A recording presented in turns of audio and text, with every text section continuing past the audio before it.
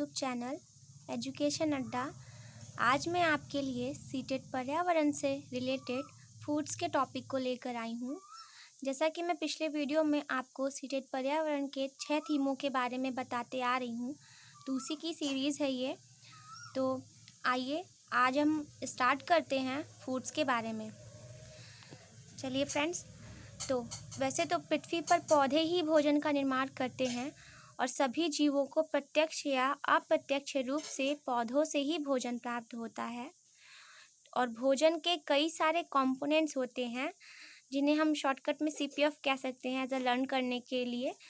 और CPF vitamins, minerals, fibres, जिसमें सी का मतलब है कार्बोहाइड्रेट, पी का मतलब प्रोटीन एंड एफ का मतलब फैट्स या वसा होता है। इनके बारे में थोड़ा सा हम जान लेते हैं फ्रेंड्स कि सी, फी, एफ जो होते हैं कार्बोहाइड्रेट, प्रोटीन्स एंड फैट्स, इन्हें हम मैक्रो न्यूट्रिएंट्स कहते हैं, यानी कि गुरु पोषक पदार्थ जो हमारी बॉडी में सबसे ज़्यादा ज़रूरी होते हैं या अधिक मात्रा में हमें इन्हीं की आवश्यकता होती है। उसके अलावा फाइबर, विटामिन्स, मिनरल्स, वाटर, और इसको हम माइक्रो न्यूट्रिएंट्स या सूक्ष्म पोषक पदार्थ कहते हैं, जिसकी बॉडी में हमारे बहुत ही कम मात्रा में आवश्यकता होती है, लेकिन इसकी भी नीड होती है। तो ये है मैक्रो न्यूट्रिएंट्स और ये है माइक्रो न्यूट्रिएंट्स। तो आज हम इन्हीं के बारे में डिटेल से डिस्कशन करेंगे। फ्रेंड्स, आपको अगर नोट्स चाहिए होगा तो आप इसका स्क्रीनशॉट भी ले सकते हैं और फिर इसको नोट कर सकते हैं, जो कि आपके सीटेड पर्यावरण के लिए बहुत ही इम्पॉर्टेंट है और अदर टेस्ट के लिए भी इम्पॉर्टेंट है। एक शॉर्ट नोट्स है फ्रेंड्स कि कार्बोहाइड्रेट, फैट एंड प्रोटीन हमारे शरीर को जो है एनर्जी प्रोवाइड करते हैं, जबकि ये जो माइक्रो न्यूट्रिएंट्स होते हैं ये हमारे शरीर में क्या करते हैं, रोगों से लड़ने के लिए प्रतिरोधक क्षमता प्रदान करते हैं। तो अब आइए अब हम लोग डिटेल से पढ़ते हैं। सबसे पहले पढ़ते हैं कार्बोहाइड्रेट के बारे में। कार्बोहाइड्रेट जो है इसमें कार्बन, हाइड्रोजन और ऑक्सीजन होता है, जिनका एक फिक्स रेशियो होता है 1:2:1। तो ये इसी रेशियो में हमारे बॉडी में एंटर करते हैं और इसको कार्बोहाइड्रेट को हम एनर्जी फूड भी कहते हैं। शरीर में 50 से 75% एनर्जी हमें कार्बोहाइड्रेट से मिलती है। ये 3 टाइप्स के होते हैं कार्बोहाइड्रेट्स, जैसे फर्स्ट है हमारा मोनोसैकेराइड्स, सेकेंड है हमारा डाइसैकेराइड्स या जिसे हम ओलिगोसैकेराइड्स भी कहते हैं, एंड थर्ड है पॉलीसैकेराइड्स। फर्स्ट एंड सेकेंड जो है मोनोसैकेराइड्स एंड डाइसैकेराइड्स, इसका टेस्ट जो होता है वो मीठा होता है। इसके एग्जाम्पल हैं जैसे ग्लूकोज, गैलेक्टोज, फ्रक्टोज, इन्हें हम मोनोसैकेराइड्स कहते हैं। ये मोनोसैकेराइड्स के एग्जाम्पल्स हैं। और ग्लूकोज का टेस्ट तो आपको पता है फ्रेंड्स कि मीठा ही होता है। और लैक्टोज एंड सुक्रोज, इसका भी टेस्ट मीठा होता है। और ये डाइसैकेराइड्स के एग्जाम्पल हैं। लैक्टोज जो है वो मिल्क में पाया जाता है। एंड सेल्यूलोज और ग्लाइकोजन, ये क्या है कि पॉलीसैकेराइड्स हैं। अब सबसे मीठी शर्करा की हम बात करें तो फ्रक्टोज, यानी शहद में जो है वो फ्रक्टोज पाया जाता है। यह सबसे मीठी शर्करा होती है। अनाजों में पाई जाने वाली शर्करा को हम माल्टोज कहते हैं। और प्रकृति में सबसे ज़्यादा पाया जाने वाला कार्बोहाइड्रेट सेल्यूलोज होता है। कार्बोहाइड्रेट शरीर में न्यूक्लिक एसिड का निर्माण करते हैं। न्यूक्लिक एसिड आनुवंशिक अम्ल को एक पीढ़ी से दूसरी पीढ़ी तक ले जाने का कार्य करता है। और कार्बोहाइड्रेट मंड और शर्करा के रूप में होते हैं। और 1 ग्राम ग्लूकोज के पूर्ण ऑक्सीडेशन से हमें 4.2 किलो कैलोरी एनर्जी प्रोवाइड होती है।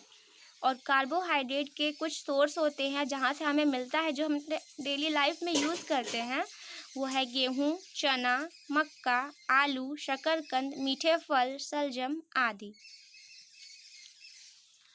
आई होप आपको समझ में आ रहा होगा। अब हम नेक्स्ट लेते हैं प्रोटीन। प्रोटीन में कार्बन, हाइड्रोजन, ऑक्सीजन और नाइट्रोजन होते हैं, जिसमें नाइट्रोजन जो है वह अत्यंत जटिल पदार्थ होता है। मतलब प्रोटीन अत्यंत जटिल नाइट्रोजन युक्त पदार्थ होता है, जिसमें मेनली नाइट्रोजन होता है। उसके अलावा कार्बन, हाइड्रोजन और ऑक्सीजन जो है वो डिफरेंट रेशियोज में होते हैं।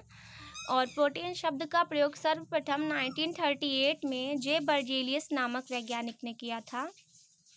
मानव शरीर का लगभग 15% भाग प्रोटीन से बना होता है। प्रोटीन शारीरिक वृद्धि एवं क्रियाकलापों के लिए आवश्यक हैं। प्रोटीन की कमी से हमें सूखा, मतलब जिसके बॉडी में प्रोटीन की कमी होती है, ये अक्सर छोटे बच्चों में होता है, उन्हें सूखा रोग जैसे मेरास्मस और क्वाशरकोर रोग हो जाता है। फ्रेंड्स, आपको स्क्रीन पर मेरास्मस एंड क्वाशरकोर का इमेज दिख रहा होगा। ये इस टाइप के बच्चों के शरीर हो जाते हैं, उनके शरीर में कंकाल सा दिखने लगता है। और जो क्वाशरकोर जो होता है उससे बहुत, मतलब उसमें भी बच्चे क्या होते हैं, पेट निकला सा रहता है और हाथ पैर एकदम पतले पतले से हो जाते हैं। तो ये इमेज जो दिख रहे हैं वो मेरास्मस एंड क्वाशरकोर के डिजीज़ जिन बच्चों को हुआ है, ये उसका इमेज है। अब ये जो ये प्रोटीन जो है ये कार्बनिक यौगिक होते हैं, जिसमें 20 से लगभग 22 एमिनो एसिड से मिलकर बने होते हैं ये। और इसमें 10 जो प्रोटीन होते हैं वो हमारी बॉडी के अंदर सेल्फ अपने आप ही बन जाते हैं। इसके अलावा जो 10 से 12 प्रोटीन होते हैं, मतलब 10 से 12 जो होते हैं वो हमें अपने बॉडी में बाहर से लेने पड़ते हैं, जो हम अपने फूड्स के द्वारा लेते हैं। जो भोजन हम लोग करते हैं उसी से हम उसको क्या कर लेते हैं, एक्सेस कर लेते हैं।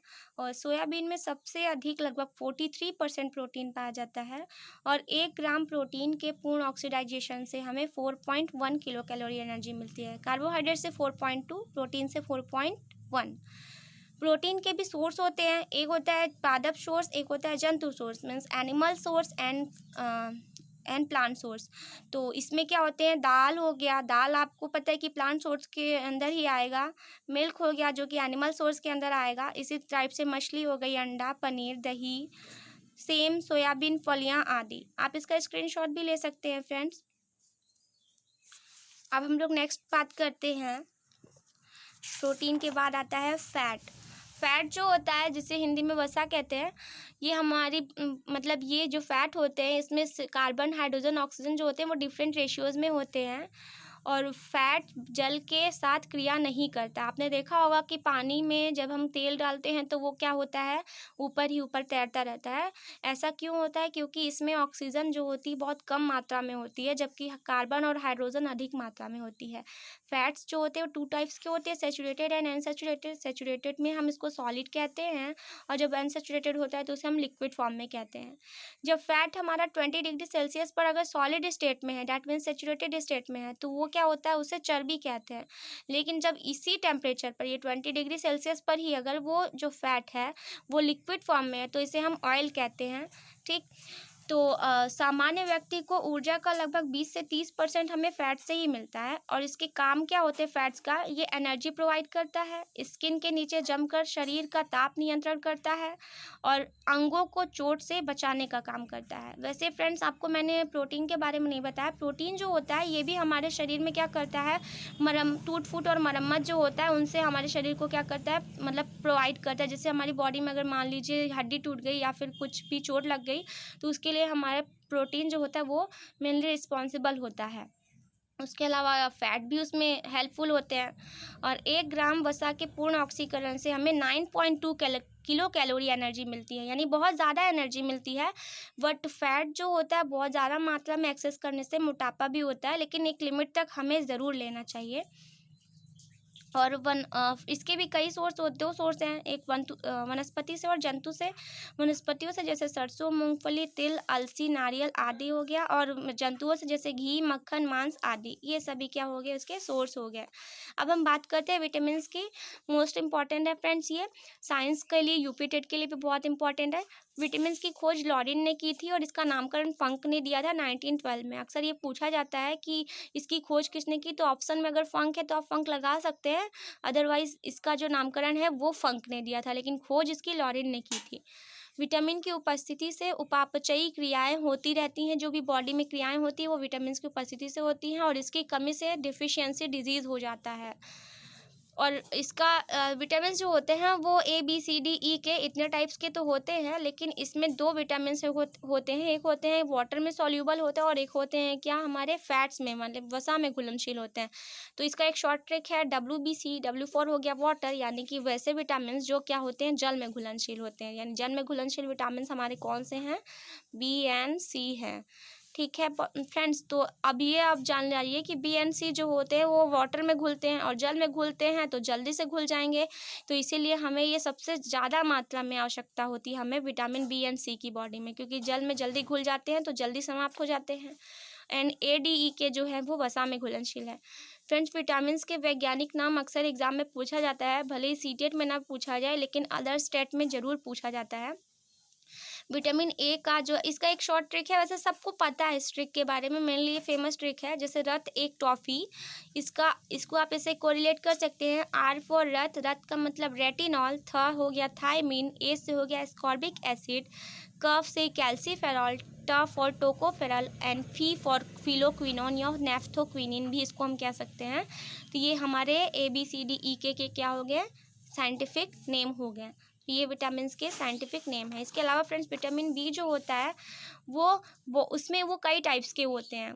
B1, B2, B3, B4 नहीं होता है, B5, B6, B7, B8 नहीं होता है, B9 होता है, फिर डायरेक्टली B12 होता है। इसको फ्रेंड्स ऐसे आप याद रख सकते हैं कि 4 नहीं होता है और 8 नहीं होता है, फिर उसके बाद 9 आता है और डायरेक्टली फिर 12 आ जाता है, यानी कि B1, B2, B3, B4 एक्सेट मतलब हट गया, B5, B6, B7, B8 नहीं होता, B9 फिर B12। इसके भी साइंटिफिक नेम होते हैं फ्रेंड्स। तो इसका भी ट्रिक वैसे फेमस ट्रिक है, सबको पता होगा कि थारी निक्की पैंट पर बाटी फेंकी सुन लो। 2-3 बार आप इसको बोलेंगे तो आपको याद हो जाएगा। थोड़ा फनी टाइप का है कि थारी निक्की पैंट पर बाटी फेंकी सुन लो। मीन्स था से हो गया थायमीन, री से हो गया रिबोफ्लेविन, नी से हो गया निक्की मीन्स निकोटिनामाइड, और पैंट से हो गया पेंटोथोनिक एसिड, पर से पायरिडॉक्सिन, बाटी से बायोटिन एंड फेकी से फोलिक एसिड एंड लास्ट सुन लो से साइनाकोबालामिन या साइनोकोबालामिन। अब विटामिन की कमी से होने वाले डिजीज़ कौन से हैं ये आप जान जाइए कि विटामिन ए की कमी से नाइट ब्लाइंडनेस या रतौंधी होती है, और बी की कमी से बेरी नामक रोग होता है, सी की कमी से स्कर्वी रोग होता है, एंड डी की कमी से रिकेट्स या सूखा रोग होता है, ई की कमी से इनफर्टिलिटी या बांझपन होता है, E for infertility and I for मतलब ई इनफर्टिलिटी, आप इससे कोरिलेट करके याद कर सकते हैं। एंड के से ब्लीडिंग होती है, रक्तस्राव यानी रुधिर का थक्का जमना बंद हो जाता है। के फॉर आप ट्रिक से याद कर सकते हैं, के फॉर खून, खून मीन्स ब्लीडिंग, तो इस तरह से आप याद कर सकते हैं कि इससे क्या होता है कि रक्तस्राव होता है। चोट लगने पर खून जब बंद नहीं होता है तो वो विटामिन के की कमी से होता है। अब हम बात करते हैं रगेज यानी फाइबर। फाइबर भी हमारी बॉडी के लिए बहुत ही ज़रूरी होता है। इसका उपयोग जो है वो कॉन्स्टिपेशन यानी कि कब्ज़ में किया जाता है जिसमें रेशे खाने के लिए कहा जाता है, जिससे डाइजेस्टिव सिस्टम इम्प्रूव हो जाता है। जैसे तरबूज, चोकर वाले आटे यानी जो भूसी होती है जिसमें थोड़ी बहुत चोकर रहते हैं, थोड़ी बहुत भूसी रहती है, वो खाना चाहिए। और तरबूज या फिर जो भी रेशे वाले फल होते हैं, जैसे कुछ मैंगोज़ में भी होता है रेशे, तो इस टाइप के जो फल होते हैं उनको खाना हमारे लिए बहुत ही अच्छा होता है बॉडी के लिए। उससे हमारे बॉडी में क्या होता है कि कब्ज़ नहीं बनता है, डाइजेस्टिव सिस्टम अच्छा रहता है। फिर बात करते हैं मिनरल्स की। मिनरल्स यानी खनिज, ये भी कई टाइप्स के मतलब खनिज तो वैसे हमारी बॉडी में बहुत ही इसकी बहुत ज़्यादा रिक्वायरमेंट होती है, लेकिन ये भी मतलब माइक्रो न्यूट्रिएंट्स में आता है। तो सबसे पहले बात करते हैं आयरन की। आयरन जो होती है वो हम सभी हरी पत्तेदार सब्जियों में मिलता है, और इसलिए जो है लोहे के बर्तनों में भी मिलता है, और आयरन की कमी से एनीमिया नामक रोग हो जाता है। एनीमिया मीन्स खून की कमी हो जाती है बॉडी में। और फ्लोरीन जो है वो फ्रेश वाटर में मिलता है, और इसकी कमी से दांतों का इनेमल कमज़ोर हो जाता है, यानी दांत में जो मसूड़े होते हैं ऊपर इनेमल्स लगे होते हैं वो कमज़ोर हो जाते हैं। आयोडीन, इसकी कमी से घेंगा यानी ग्वाइटर रोग होता है। और लेमिनेरिया एक ऐसा शैवाल होता है जिससे क्या होता है आयोडीन हमें प्रोवाइड हो जाता है। ये समुद्रों में मतलब अक्सर जैसे कि पानी वाले इलाकों में होता है। लेमिनेरिया एक ऐसा शैवाल होता है जिससे आयोडीन मिलता है। फिर बात करते हैं कैल्शियम की। तो कैल्शियम को सभी जानते हैं फ्रेंड्स कि इसकी कमी से बोन्स हमेशा हड्डियाँ जो होती हैं वो कमज़ोर हो जाती हैं। इसीलिए दूध से बने हुए उत्पाद या हमेशा दूध को पीते रहना चाहिए। बहुत अधिक मात्रा में तो नहीं, लेकिन हमेशा दूध तो ज़रूर ही लेना चाहिए। दूध संपूर्ण आहार में आता है। फिर बात करते हैं फॉस्फोरस की। ये कैल्शियम के साथ मिलकर बोन्स बोन्स को मजबूत बनाते हैं।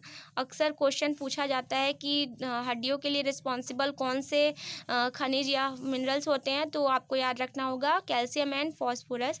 और मैग्नीशियम क्या होता है, ये सभी बोन्स को स्ट्रॉन्ग करता है। ये भी जो है मैग्नीशियम भी बोन्स को स्ट्रॉन्ग करता है, बोन्स से रिलेटेड ये भी है।